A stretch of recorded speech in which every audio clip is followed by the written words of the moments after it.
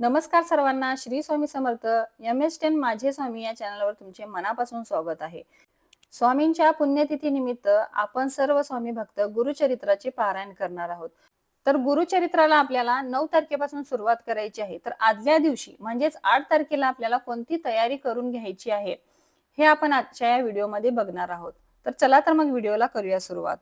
गुरुचरित्र पारायण करणे हे सहजासहजी कुणालाही शक्य नाही. जो खूप भाग्यवान असेल, पुण्यवान असेल, इच्छा उत्पन्न होते आणि दत्त महाराज त्यांच्याकडून ते पूर्ण करून घेत असतात. पूर्व पुण्याईशिवाय आपल्याकडून गुरुचरित्र पारायण होत नाही. तर आपण स्वतःला खूप भाग्यवान समजलं पाहिजे, की आपल्याकडून गुरुचरित्र हे दत्त महाराज पूर्ण करून घेत आहे. तर त्यासाठी आपल्याला त्यांचा आशीर्वाद रूपी आता एवढं मोठं गुरुचरित्र पारायण आपण करणार आहोत, तर त्यासाठी थोडेफार विघ्न, अडचणी आपल्याला येतच असतात.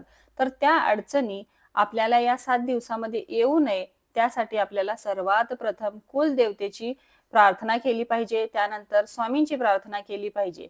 तर कुलदेवतेला नमस्कार करा. कुलदेवतेला जे काही तुम्ही मानपान देताय, तशा पद्धतीने तुमचं जे काही कुलाचार आहे, त्या पद्धतीने तुम्ही कुलदेवतेचं करा. आणि त्यानंतर स्वामी महाराजांकडे जा. केंद्रात जा, मठात जा, त्यांना एक नारळ अर्पण करा, खडीसाखर अर्पण करा आणि त्यांना मनोभावे तिथे प्रार्थना करा. स्वामी, माझ्याकडून हे गुरुचरित्र पारायण तुम्ही निर्विघ्नपणे पूर्ण करून घ्या. कोणतीही अडचण मला या पारायणामध्ये येऊ देऊ नका. अशा पद्धतीने स्वामींना तिथे तुम्ही प्रार्थना करा, स्वामींना मनोभावे तुम्ही नमस्कार करा आणि घरी परत या. जर तुम्हाला केंद्रात, मठात जायचं नसेल, तर घरीच आपल्या स्वामी आहेत, तर तिथेच तुम्ही स्वामींना नमस्कार करा, स्वामींना प्रार्थना करा. एखादं नारळ तुम्ही तिथे स्वामींना अर्पण करा. अर्पण केलं तरी चालेल, नाही केलं तरी चालेल, पण मनातला भाव स्वामीपर्यंत तुमचा पोहोचला पाहिजे. तर ही सगळ्यात पहिली आपली पूर्वतयारी झाली पाहिजे. त्यानंतर दुसरी तयारी आपल्याला काय करायची आहे? 1 गाई आणि 4 श्वान म्हणजे 4 कुत्र्यांना आणि 1 गाईला आपल्याला 5 पोळ्यांचा नैवेद्य दाखवायचा आहे. जर तुमच्या परिसरामध्ये गाई, श्वान जास्त नसतील, तर तुम्ही काय करा, 5 पोळ्यांचा नैवेद्य तयार करा. म्हणजे 5 चपाती तुम्ही तयार करा आणि एखाद्या पेपरवर चांगल्या ठिकाणी झाडाखाली तुम्ही त्या 5 पोळी ठेवून या. जर तुमच्याकडे श्वान किंवा गाई हे जवळपास नसतील, तर अशा पद्धतीने तुम्ही तो नैवेद्य त्यांना अर्पण करायचा आहे.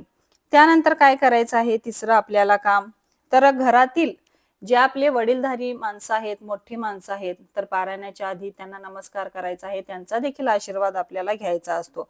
आता पारायणाला जेव्हा आपण बसणार आहोत, त्या दिवशी आपल्याला काळे कपडे घालायचे नाहीत.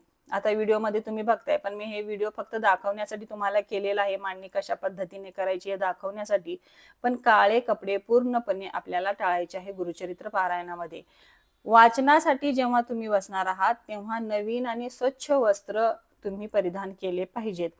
साडी किंवा ड्रेस हेच तुम्ही परिधान करून बसा. जीन्स वगैरे तसलं घालून तुम्हाला कम्फर्टेबल वाटलं पाहिजे, अशा पद्धतीने तुम्ही कपडे घाला आणि नवीन कपडे तुम्ही वाचनासाठी बसताना घ्यायचे आहेत. जर घरामध्ये असतील जे तुम्ही वापरले नाही, तर तेच कपडे तुम्ही घालून पारायणासाठी बसू शकता किंवा जे रोजच्या देवपूजेसाठी जर तुम्ही तेच कपडे वापरत असाल, तर ते तुम्ही घालून पारायणासाठी बसू शकता. आदल्या दिवशी आपल्याला घर सगळं स्वच्छ करून घ्यायचं आहे. घरामधले जे काही जाळे, जळमटे आहेत, ते पूर्णपणे बाहेर काढायचे आहेत.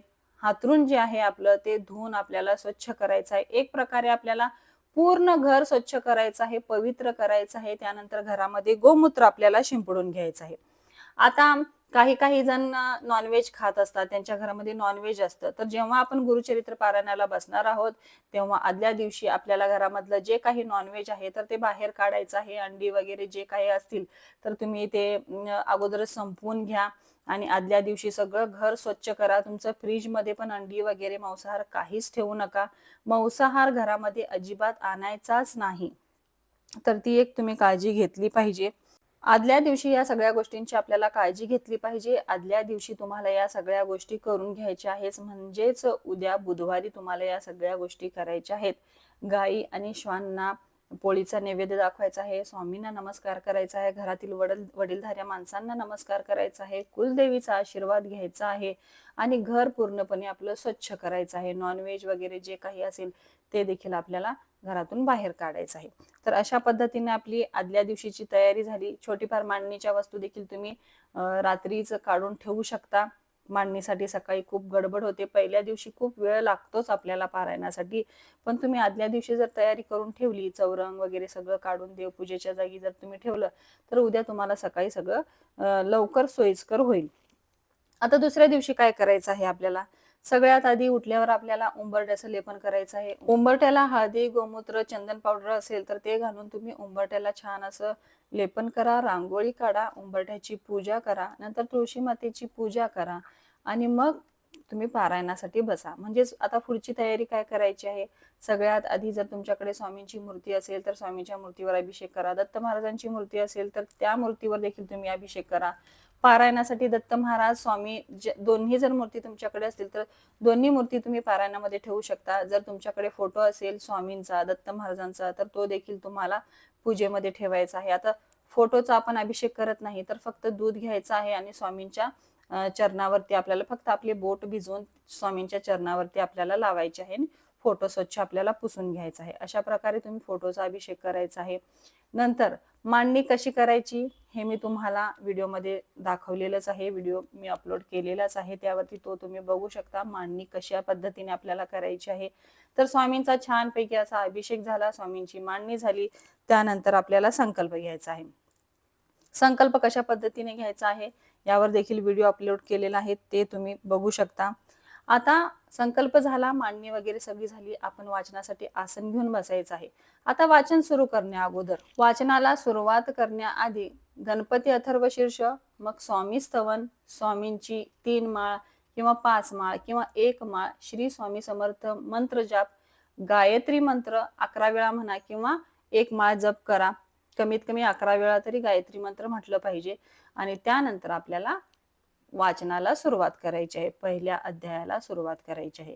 तर अशा पद्धतीने आपल्याला बुधवारपासून दुसऱ्या दिवशी पारायणाच्या कोणती तयारी करायची हे सर्व मी तुम्हाला आता या व्हिडिओमध्ये सांगितलेलं आहे. तर उद्यापासून तुम्हाला तयारीला लागायचं आहे. स्वामींची जी काही पारायणाची तयारी आहे दत्त महाराजांच्या गुरुचरित्राची, ती तयारी तुम्हाला करून घ्यायची आहे. 9 तारखेला पारायणाला निश्चिंतपणे बसा. काही शंका असतील, काही समस्या असतील, काही अडचणी असतील तर कमेंट करा. पण पारायण चुकू नका. सगळ्यांनी हे पारायण करा. पारायणामध्ये स्वामी भरभरून अनुभव देत असतात, प्रचिती देत असतात. खूप पुण्यवान आणि भाग्यवान माणसं असतात जी गुरुचरित्र पारायण करतात. तर सगळ्यांनी गुरुचरित्राचं पारायण करा. तर आजचा व्हिडिओ इथेच थांबवते. आजचा व्हिडिओ तुम्हाला कसा वाटला नक्की कमेंट करा. आपले व्हिडिओ जर तुम्हाला आवडत असतील, स्वामींच्या सेवा माहिती जर तुम्हाला आवडत असेल तर चॅनलला सबस्क्राईब करा, व्हिडिओला लाईक करा, शेअर करा. आणि तुम्ही पारायणाला बसला आहात का हे कमेंटमध्ये नक्की लिहा. पुन्हा भेटूया नवीन एका व्हिडिओमध्ये. तोपर्यंत सर्वांना श्री स्वामी समर्थ, श्री गुरुदेव दत्त.